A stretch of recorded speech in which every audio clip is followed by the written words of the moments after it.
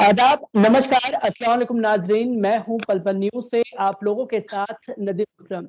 देश में मुद्दों को भटकाया जाता है और सरकार कैसे एक खास समुदाय को लगातार टारगेट करती है और मीडिया लगातार उसी खास तबके को निशाना बना रही है।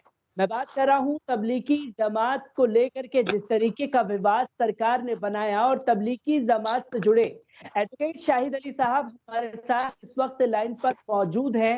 वो तमाम सवालों का जवाब मैं उनसे लेने के लिए जुड़ा हूँ, जो सवाल का जवाब हर कोई जानना चाहता है। सर, मैं सबसे पहले ये जानना चाहूँगा क्वारंटीन का समय जो है वो 14 दिन का होता है और 1 महीने से ज़्यादा हो चुके हैं। तमाम जगह पर तब्लीगी जमातियों को इन लोगों ने रखा हुआ है, किसी को घर जाने की इजाज़त नहीं दी जा रही। कैसे देखते हैं इन चीज़ों को सर आप? बिल्कुल आपने सही कहा कि 14 दिन का वक्त है और 14 दिन के बाद में उनको रखना ये एक तरह से इलीगल डिटेंशन है और इलीगल डिटेंशन चूंकि क्रिमिनल ऑफेंस है तो केजरीवाल साहब कहीं ना कहीं इस क्रिमिनल ऑफेंस के लिए जिम्मेदार हैं। उनके खिलाफ एफआईआर दर्ज होनी चाहिए। हम इस चीज की डिमांड करते हैं भारत की सरकार से कि उनके खिलाफ एफआईआर हो। देखिए 27 तारीख को दिल्ली माइनॉरिटी कमीशन ने भी चिट्ठी लिखी है केजरीवाल साहब को, जिसमें यह कहा है कि 14 दिन का क्वारंटाइन है और क्वारंटाइन पूरा हो गया है और वे अपने लोग डबल क्वारंटाइन कर चुके हैं, यानी 14 दिन की वजह से 28 दिन कर चुके हैं और आज वो दिन हो गए 32। लेकिन 32 दिन के बावजूद भी अगर क्वारंटाइन में जो लोग मौजूद हैं उन लोगों को अपने घर नहीं जाने दिया जा रहा है तो ये सीधे सीधे से इलीगल कस्टडी का मामला है, इलीगल डिटेंशन का मामला है, जो कि अपने आप में क्रिमिनल ऑफेंस है और केजरीवाल साहब के खिलाफ इसमें मुकदमा दर्ज होना चाहिए। सर, मैं लगातार ये भी देख रहा हूँ जो विदेशों से आए हुए नागरिक थे, वो लोग 14 दिन के अंदर उन लोगों को अपने घर भेज दिया गया या ये कह लीजिए कि जिसके पास पैसा है वो जल्दी 14 दिन में चले जाएगा, जो तब्लीगी जमात से जुड़ा है उसको सजा दी जाएगी। देखिए आपने बिल्कुल सही बात कही है।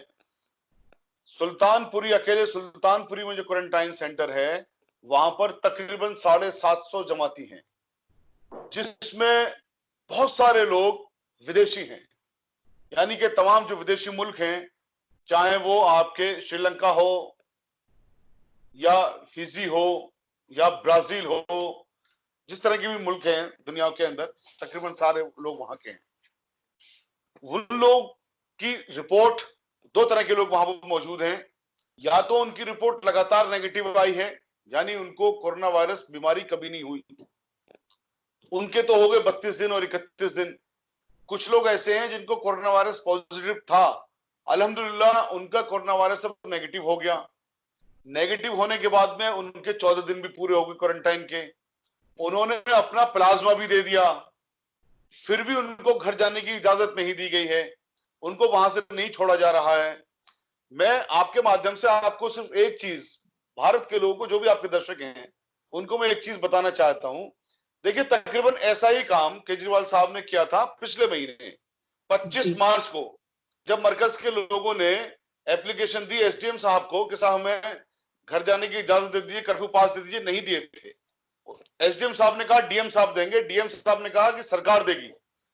हमें इब्राहिम साहब ने, जो कि एक इमाम भी हैं, उन्होंने चिट्ठी लिखी है एलजी साहब को, जिसकी कॉपी हमें भी आई है।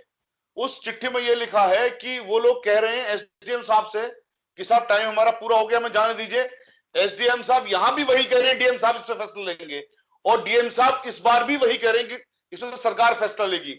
यानी कि केजरीवाल साहब के दिमाग में शायद कुछ ऐसा है कि कुछ इस तरह का काम इन लोगों से करवाया जाए, इन लोगों को फोर्स किया जाए कि इनसे कुछ ऐसी गलती हो जाए जिसके लिए वे फिर से ठीकरा फोड़ दें तबलीगी जमात के ऊपर, और तबलीगी जमात के सिर पर ठीकरा फोड़ के तमाम मुसलमानों को बदनाम करने का काम करें। देखिए जब आपने क्वारंटाइन में 14 दिन का टाइम है, 14 दिन का टाइम हो गया, 28 दिन भी हो गए, 30 दिन हो गए, 32 दिन हो गए, रमजान का पाक महीना चल रहा है, लोगों को रमजान भी इफ्तार ना है, अपने घर में आदमी ज्यादा आराम महसूस करता है। चाहे जेल आप बिल्कुल जन्नत बना दीजिए, लेकिन वो अगर जेल है या क्वारंटाइन सेंटर है तो क्वारंटाइन सेंटर है, ठीक है। तो इसमें इस बात से कोई जरा सा फर्क नहीं पड़ता कि वहां पर फैसिलिटीज आप दे रहे हैं या नहीं दे रहे हैं। हालांकि वो रिपोर्ट भी सबके सामने है, ये किस तरह की फैसिलिटीज क्वारंटाइन सेंटर में दी जा रही है, नरक से बदतर जिंदगी वहां बना दी गई है। तो फिर एक बड़ा अच्छा सा सवाल और बड़ा आसान सा सवाल है कि केजरीवाल साहब इन लोगों को आप पोस्ट कर रहे हो, क्वारंटाइन सेंटर में रखकर इनकी मियाद से दुगने दिन होने के बावजूद भी आप इन्हें फोर्स कर रहे हो कि कोई ऐसा काम इनसे गलती से हो जाए जो कि आप मीडिया को फिर ये दिखाओ कि तबलीगी जमातियों ने कानून अपने हाथ में ले लिया, तबलीगी जमातियों ने उपद्रव कर दिया, या तबलीगी जमाती लोग ऐसे होते हैं। आप वो स्टोरी नहीं दिखवाएंगे कि तबलीगी जमात के जो लोग सही हो गए कोरोना वायरस से, उन लोगों ने अपना प्लाज्मा दान किया भारत के लोगों के लिए, किसी धर्म की विशेष पर नहीं किया, तमाम भारत के लोगों के लिए, चाहे वो किसी भी धर्म के लिए हो। आप ये नहीं दिखाओगे कि तबलीगी जमात के लोग हैं 14 दिन की बजाय 28 दिन, 30 दिन, 31 दिन, 32 दिन हो गए क्वारंटाइन में, फिर भी वो लोग वहां पर खुशी से हैं, वो लोग परेशानी नहीं कर रहे हैं, किसी को भी कानून अपने हाथ में नहीं ले रहे हैं, एक रिक्वेस्ट कर रहे हैं आपसे और चिट्ठियां लिख रहे हैं। जो भी जिम्मेदार अथॉरिटी हैं भारत की सरकार के, यूनियन मिनिस्टर जो है हर्षवर्धन साहब, हेल्थ मिनिस्टर, उनको लिखी है, एलजी साहब को लिखी है। तो मेरा ख्याल ऐसा ये है कि इसमें केजरीवाल साहब फिर एक गंदी पॉलिटिक्स करना चाहते हैं, इस मसले को फिर से एक बड़ा मसला और पूरी दुनिया के सामने परोसना चाहते हैं कि देखिए साहब तबलीगी जमाती लोग ऐसे होते हैं। और मीडिया फिर क्या करेगी? हेट मॉन्गर क्या करेंगे? हेट मॉन्गर करेंगे कि तबलीगी जमात नहीं, ये तो फिर कोरोना वायरस जिहाद है, ये तो जिहादी है, और फिर नफरत की आग पूरे देश में फैलाई जाएगी। अभी भी नफरत की आग कम नहीं फैली हुई है। आज भी हमारे पास कई वीडियो आए हैं जिसमें यह है कि साहब मुसलमानों को नहीं घुसने देंगे अपने इलाकों में, बोर्ड लगा दिए लोगों ने, यहां मुसलमानों को आना मना है। किस लिए? इस नफरत की जो मीडिया ने अपनी रिपोर्टिंग करी, उस नफरत की पॉलिटिक्स की वजह से, नफरत की रिपोर्टिंग की तहत। और केजरीवाल साहब शायद ये चीज दोबारा करना चाहते हैं। हमारी मांग है भारत की सरकार से कि इसमें फौरन इंटरवीन करें, केजरीवाल साहब को इस चीज को देखें और केजरीवाल साहब के खिलाफ भी एक मुकदमा दर्ज करके इस पर कार्रवाई करें, या फिर केजरीवाल साहब आकर बताएं इस चीज को कि साहब ये जेन्युइन रीजन है और क्वारंटाइन 14 दिन का नहीं होता, क्वारंटाइन तो अनलिमिटेड होता है या इंडेफिनिट होता है। कोई ऐसी चीज बताएं, या तो वो आकर के सबूत के साथ, या फिर अपना रेजिग्नेशन सरकार से दें, या फिर भारत की सरकार इनके खिलाफ मुकदमा दर्ज करे। सर मैं यहाँ पर यह भी जानना चाहूंगा, क्योंकि केजरीवाल सरकार बड़े बड़े दावे जरूर कर रही है कि वो तमाम लोगों को खाना मुहैया करा रही है, ये करा रही है, वो करा रही है, तमाम मीडिया ये तो बता रहा है, पर वहीं सुल्तानपुरी में एक तबलीगी जमाती की मौत जो है भूख के कारण हो जाती है, भूख का मार दिया गया उसे। क्या इस पर भी कोई चार्जेस लगा करके सरकार के खिलाफ एक्शन लेगी तबलीगी जमात कोई? सर बिल्कुल एक्शन बनता है। इसमें ऐसा नहीं है कि तबलीगी जमात नहीं एक्शन लेना है, इसमें एक्शन कोई भी ले सकता है, इसमें एक्शन आप भी ले सकते हैं। इसमें एक्शन जिन लोगों का इंसान मरा है वो भूख से, वो लोग भी ले सकते हैं। लेना चाहिए एक्शन, इसमें क्यों नहीं लेना चाहिए? इसमें देखिए जो भी जिम्मेदार है, जिम्मेदारी में एक होती है लायबिलिटी इन टॉट, जो भी जिम्मेदारी की जितनी भी पते हैं, जितनी भी सतह हैं, सबकी जिम्मेदारी होती है। और इसमें कहीं ना कहीं केजरीवाल साहब की भी जिम्मेदारी है। बिना उनकी शरारत के, बिना उनके आंख मूंदे हुए, या बिना उनकी इजाजत के इतना बुरा हाल नहीं हो सकता था। जो आप ढिंडोरा पीट रहे हो कि आप लाखों लोगों को खाना दे रहे हो, आप चंद उन लोगों को खाना नहीं दे सके जो क्वारंटाइन में है। कितने शर्म की बात है। दिल्ली में जो जमात अपना प्लाज्मा दे रही है, उस जमात के लोगों को आप भूख से मार दे रहे हो।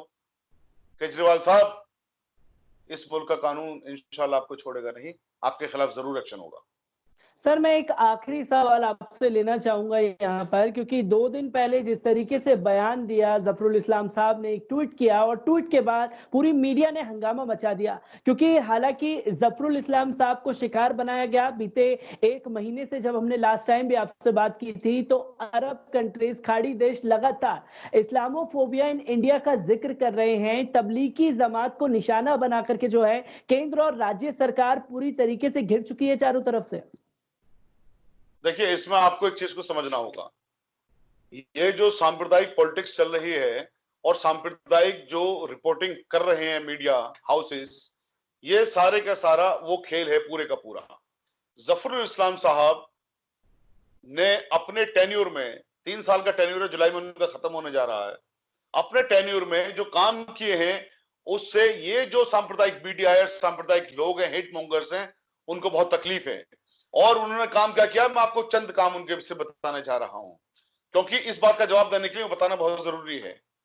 जब परवेश वर्मा ने एक पिटीशन लिखी थी कि दिल्ली की मस्जिदें, तमाम मस्जिदें, कुछ मस्जिदें इलीगल हैं, उनको तोड़ देना चाहिए, तो जफरुल इस्लाम साहब ने इस पर बाकायदा इंक्वायरी करवाई, इन्वेस्टिगेशन करवाई चूंकि वो माइनॉरिटी कमीशन के चेयरमैन है उसके तहत, और इस इन्वेस्टिगेशन में ये पाया गया कि उनकी कंप्लेंट झूठी है, तमाम मस्जिदें अपना कानूनन है और किसी भी सरकारी जमीन पर नहीं बनी हुई है।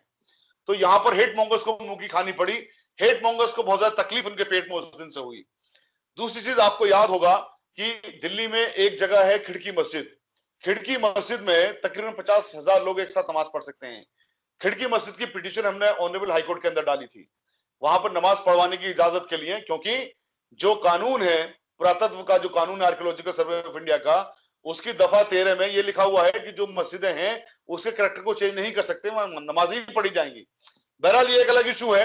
वहां पर मसला ये था कि वहां का जो बोर्ड था, उस मस्जिद के बाहर बोर्ड लगा हुआ था खिड़की मस्जिद, वहां से लोगों ने बोर्ड हटा दिया, मस्जिद वर्ड हटा दिया और वहां पर यह कहना शुरू कर दिया कि साहब ये मस्जिद नहीं, ये राणा प्रताप का, किसी प्रताप का किला है। तो यहां पर भी जफरुल इस्लाम साहब ने इस पर स्वतः संज्ञान लिया था और संज्ञान लेने के बाद में ये होल्ड किया था अपनी इन्वेस्टिगेशन के बाद में कि ये बाकायदा मस्जिद है और इसको नाम खिड़की मस्जिद है, वहां बोर्ड लगवाने का हुक्म दिया था। अभी आपने जल्दी में देखा होगा कि जफरुल इस्लाम साहब ने, जब केजरीवाल साहब ने गलत रिपोर्टिंग करनी शुरू कर दी, सांप्रदायिक रिपोर्टिंग करनी शुरू कर दी कि साहब दिल्ली में इतने कोरोना वायरस के पेशेंट हैं और तबलीगी जमात के इतने हैं, तो जफरुल इस्लाम साहब ने एक पिटीशन बाकायदा केजरीवाल साहब को दी कि आप ऐसा नहीं कर सकते हैं, आप सांप्रदायिक आधार पर लोगों को नहीं बांट सकते हैं, कोरोना वायरस एक बीमारी है जो कोई धर्म देख के नहीं आ रही है। तो इस पर उन्होंने, उनके खिलाफ एक्शन भी हुआ, केजरीवाल साहब के खिलाफ उन्होंने खुद अपने खिलाफ ये एक्शन लिया कि कुछ दिन के लिए ऐसी रिपोर्टिंग बंद कर दी थी, मगर अफसोस कि उन्होंने दोबारा वही रिपोर्टिंग शुरू कर दी। अभी 3 दिन पहले भी आपके जफरुल इस्लाम साहब ने एक पिटीशन लिखी क्वारंटाइन के ऊपर कि भाई 14 दिन का क्वारंटाइन है, आपने इसको कैसे बढ़ा दिया, आप इनको रिलीज क्यों नहीं कर रहे हो। अब आप इन 4-5 चीजों को अपने सामने रखिए, तो एक आदमी जो लगातार ऐसी चीजें कर रहा है, ऐसे काम कर रहा है, चूंकि उसका डिपार्टमेंट का काम ही वो है, वो माइनॉरिटी कमीशन का चेयरमैन है, तो ये जो हेट मॉन्गर्स हैं, ये जो नफरत की पॉलिटिक्स करने वाले लोग हैं, ये नफरत की मीडिया के जरिए रिपोर्टिंग करवाने वाले लोग हैं, या वो बंदर की शक्ल वाला जो एक चैनल चलाता है जो सबसे कहता है मैं पूछता हूं, आप समझ गए हैं ना, उसके लिए मैं कह रहा हूं, ठीक है। तो ऐसे लोगों को पेट में दर्द है। दरअसल इन लोगों के कोई मौका चाहिए, कोई बहाना चाहिए। अब उन्होंने उस जफरुल इस्लाम साहब के उस फेसबुक पोस्ट को ये बहाना बना लिया। उस फेसबुक पोस्ट में क्या लिखा है, आपने जो ये बात कही, आप जरा उस संदर्भ में सोचिए कि हिंदुस्तान, अभी ऑनरेबल प्राइम मिनिस्टर साहब का एक ट्वीट आया था, वो ये था कि कोरोना वायरस किसी मजहब का नहीं है, ये मजहब देख के नहीं आ रहा है, देश की बाउंड्री देख के नहीं आ रहा है, बीमारी है। तो उन्होंने एक बहुत अच्छी बात कही, हमने उसका वेलकम किया। कुछ लोगों ने ये कहा कि पीएम साहब ने, नरेंद्र मोदी साहब ने ये बयान अरब कंट्रीज के दबाव में लिखा है, और अरब कंट्रीज ने हिंदुस्तान के जो लोग वहां पे काम कर रहे हैं, तकरीबन 80 लाख, उन लोगों को वहां पर नफरत की आग फैला रहे हैं, उन लोगों को चिन्हित करके निकालना वहां से शुरू कर दिया है। ये वही दुबई है जिसने हिंदुस्तानियों को, हमारे भारत को, हमारे प्रधानमंत्री जी को मंदिर बनाने के लिए जगह दी, परमिशन दी, और शायद मंदिर वहां बन भी गया। तो वहां पर जब ऐसा काम शुरू हो गया तो इंडिया के कुछ वर्ग ने कहना शुरू किया कि पीएम साहब का ये ट्वीट आया है वो अरब वर्ल्ड के दबाव में आया है। अब आप इन दोनों चीजों को सामने रखिए और जफरुल इस्लाम साहब के कामों को भी सामने रखिए। अब जफरुल इस्लाम साहब के आप ट्वीट को देखिए। जफरुल इस्लाम साहब ये कहते हैं कि इस मुल्क में जो सांप्रदायिक लोग, जो हेट मॉन्गर्स लोग जुल्म सितम कर रहे हैं, इसमें कोई शक की बात नहीं, जुल्म सितम हो रहा है, उसको अगर इस मुल्क के लोगों ने जिन पर जुल्म हो रहा है अरब वर्ल्ड को, मुस्लिम वर्ल्ड को बता दिया तो आपका क्या होगा। उन्होंने मुस्लिम वर्ल्ड को, अरब वर्ल्ड को नहीं बता दिया जाकर के, उन्होंने बाद में स्पष्टीकरण भी दिया जिसमें यह कहा कि मैं अरब की सरजमीन पर आकर उनके खिलाफ बोलकर आया हूं और अपने मुल्क की इज्जत के लिए मैं सब कुछ कुर्बान करके आया हूं, अपने मुल्क की इज्जत मैंने सबसे ऊपर रखी है। बात दरअसल ये है कि ना उनके पास, अरब वर्ल्ड के पास कोई चला गया है, ना कोई जाएगा शिकायत करने।